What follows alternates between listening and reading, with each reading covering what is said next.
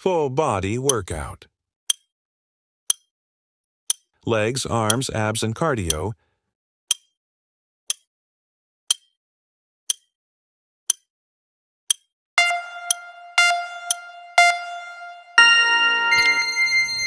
Game. So medyo mahaba to mga moms, mga tol ha. 18 minutes to. Okay, so ibig sabihin, medyo hihingalin po tayo dito. Pero hinay-hinay po yung start natin ng mga exercises natin. So hindi po muna mahirap yung mga first few exercise na ginawa ko dito para ma-warm up po kayo. Okay, so tulad po nito ng first exercise natin, ang tawag po dito is stationary marches. Okay, ang time po pala dito is 1 minute. Okay, 1 minute natin gagawin yung exercise and then 15 seconds yung recovery. Okay, para hindi naman po sobrang pagod at magawa natin siya ng long duration. Ang maganda po kasi pagka long duration yung ginagawa natin is mas ma-access po natin yung body fat natin as energy pagka nag-workout tayo. Unlike po pag sa mga explosive, okay? So after natin mag-stationary marches, rest po muna tayo ng onte. Okay, rest tayo yun nga, 15 seconds. So inhale, exhale, relax your body. Okay, relax lang po muna kayo. Ang next exercise po natin ay tinatawag natin na stationary jogging or jog in place. 1 minute din po ito mga moms, mga tol. Okay, so ibig sabihin po, mahaba-haba po yung kwentuhan natin. Okay, so ang jog in place po is, di ba nagja-jogging po tayo, medyo slow lang po siya, binabounce nyo lang po yung tuhod nyo, nilalambutan nyo lang po yung tuhod nyo. Okay, so hindi po ganun kabilis dapat yung pag-execute nyo dun sa exercise. Kasi po pagka sobrang bilis, ang mangyayari po niyan, hihingalin po agad kayo. Baka hindi nyo po matapos to. Kasi 15 exercise po ito, mga moms, mga tol, okay? So marami po ito, natigwa 1 minute. So ayan, just take your time, inhale, exhale, move your arms and move your feet. Okay.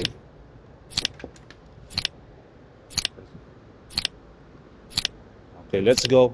Few more seconds. A few more seconds. And we're going into our third exercise. Okay, rest ng onte muna, 15 seconds. Inhale, exhale. Okay, move around if you can. Okay, ito po yung mga ano natin. Ito yung mga exercise na kailangan natin gawin para ma-burn yung mga body fat natin. Okay, so next natin is side to side slide. Okay, so side to side slide. So step side, then slide. Okay, step side, then slide. Okay, move your arms para extra burn. So yan, 1 minute din po natin gagawin yan.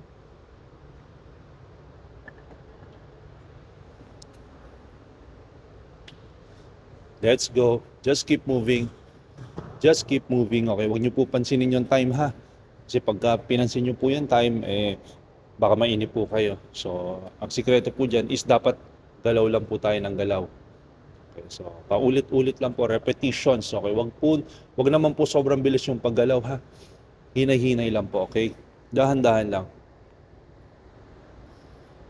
Okay. So, bawat step, inhale, bawat step, exhale. Few more seconds.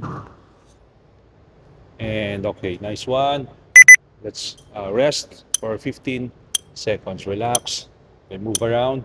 So slowly, yung mga exercise po na gagawin natin, medyo pa-intense po ng pa-intense ha. Pero just stick with it. Okay, pag hindi nyo po kaya yung exercise or feeling nyo hindi nyo siya kayang gawin, ang gawin nyo po is mag-jog in place na lang po kayo. Okay, so jog in place po ang kapalit pagka yung isang exercise na ginagawa po natin dito sa video is hindi nyo po kaya. So mag-jog in place na lang po kayo para nakakagalaw pa rin po kayo. Okay, so 40 seconds. Let's go. Yan. Ang tawag naman po natin dito is squat, then raise up. So pag squat nyo, i-raise nyo po yung buong katawan nyo. Okay, mag-calf raises po kayo. Yan. Maganda po ito para sa glutes and ating calves and legs and arms. So whole body po, kaya po whole body workout yung tawag natin dito. Kasi tatamaan po yung legs natin, yung arms natin, yung butt natin, yung glutes natin, and yung core natin. Kasi may mga core exercises din po tayong sinama dito sa routine natin, sa 15 exercise po na gagawin natin, okay? Okay, rest ng konti. Okay, just to remind you mga moms, mga tol ha, sa mga nakasubaybay, syempre po, if you want to lose weight or lose fat, make sure po naka-fasting kayo, na calorie deficit po kayo or naka-portion control po kayo, maayos yung macros nyo para po maganda yung result na makukuha natin. Mas mabilis po kayong makaka-lose ng weight niyan. Yung mga ginain po natin noong December from Christmas and New Year, mababurn po natin yung mga 2 to 3 kilos na ginain natin, mababurn po kagad natin yan. Pagka sinamahan natin ng mga gantong exercise, mga cardio or circuit or Tabata workout, plus intermittent fasting and calorie deficit po. Okay, so yan. Ang next natin ginagawa is alternate lunges. So, ayan. Take your time po, okay? So, kahit hindi po ganun ka-wide yung steps ha, mga moms, mga tol. Sakto lang. And huwag nyo po itatama yung tuhod nyo sa floor, baka mabasag po yung tuhod nyo. Okay, so ayan. Tamang step po, tamang distance lang po ng steps ang gagawin natin. So, okay, nasa ano pa lang po tayo, 1/3 kasi overall po 18 minutes po ito. So, tiyaga lang po tayo, okay? Tiis lang po tayo. And after this naman, is pwede na po kayong mag-move on into weight training, or if you want, pwede po kayong gumawa ng mga isa pang set. Okay, para overall, nasa 40 minutes po yung ginawa nyo workout or 35 minutes. Pag dalawang set po yung ginawa nyo, which is good na po kahit nasa bahay lang po tayo, di ba? So, yun po ang importante na kahit nasa bahay po tayo, nakapag-workout po tayo, okay? So, ayan. Next naman natin is inchworm po ang tawag dito. So, gumagapang lang po tayo forward. Ang inchworm po kasi is yung traditional inchworm is pati paa pino-forward. So, this one po is nagko-crawl back up po tayo. So, yan. Pero inchworm na rin po yung tawag natin dyan. Maganda po yan sa legs, sa arms, at sa core natin. Okay, so yan. Hinay-hinay lang po, tiyaga lang po.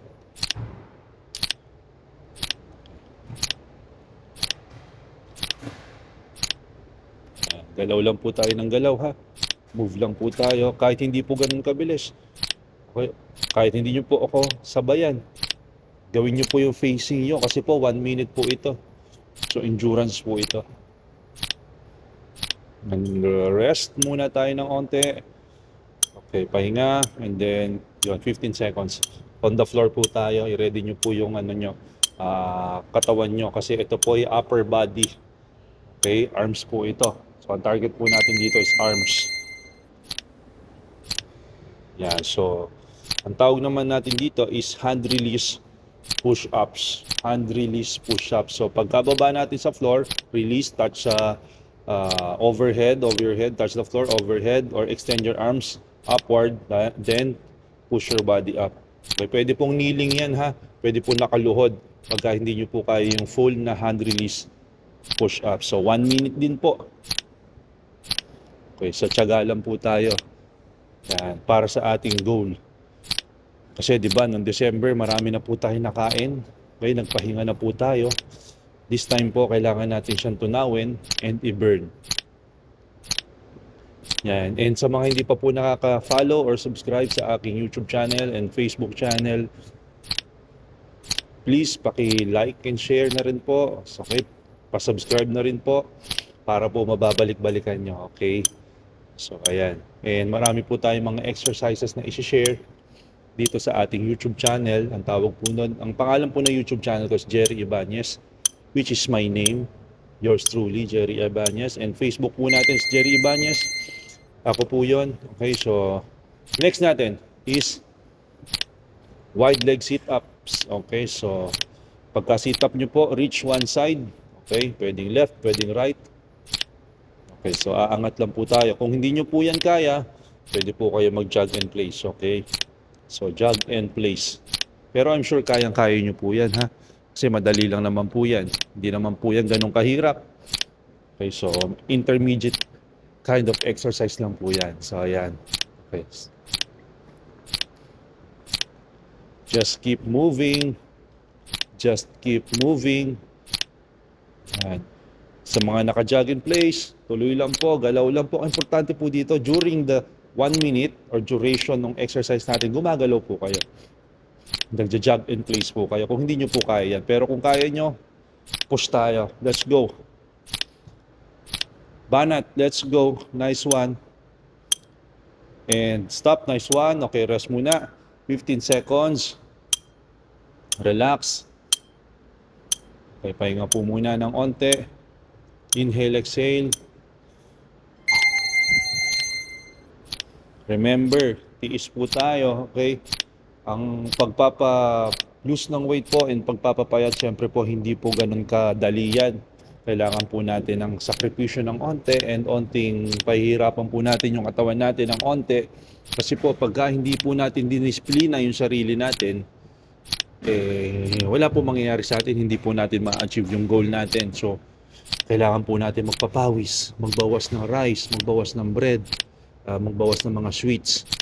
Okay, so para mas mabilis po natin ma-achieve yung goal natin. Lalo na po pagka tumataas na yung blood sugar natin, tumataas yung visceral fat natin, tumataas yung cholesterol level natin, yung bad cholesterol natin, hirap na po tayong makahinga, konting lakad lang.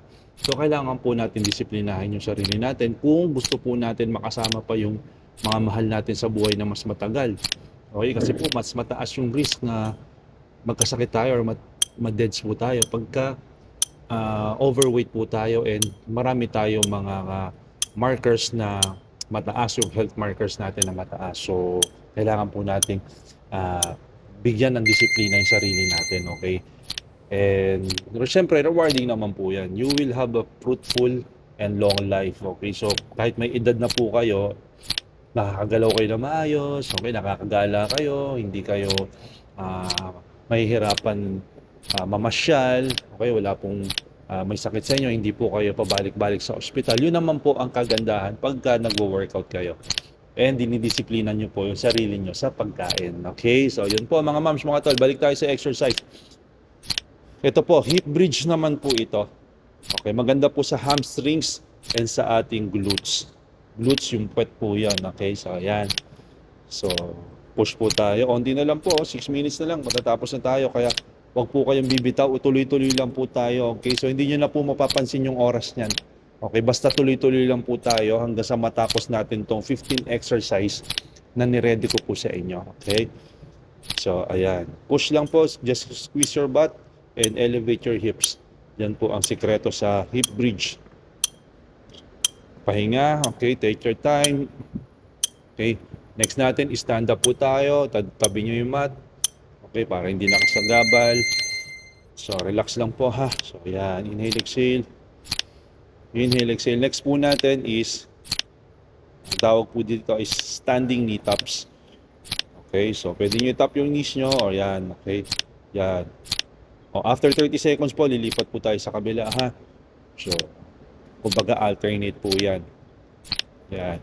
Touch nyo lang po, galaw nyo lang po yung body nyo, move nyo lang po yung body nyo, katulad ng ginagawa ko. Yan. So maganda po ito para sa ating core and sa ating belly fat. Okay, para po matunaw yan. Okay, so yan. Other side na po tayo. Harap sa kabila. Push lang po tayo. Just keep moving. A few more seconds. Konting exercise na lang po ito. Matatapos din po tayo. Yan. Let's go. Push lang po tayo. So medyo nakakangawit pero tuloy lang po tayo. Yan. So after natin mag standing knee taps, pahinga ng onte, syempre, ang next po natin is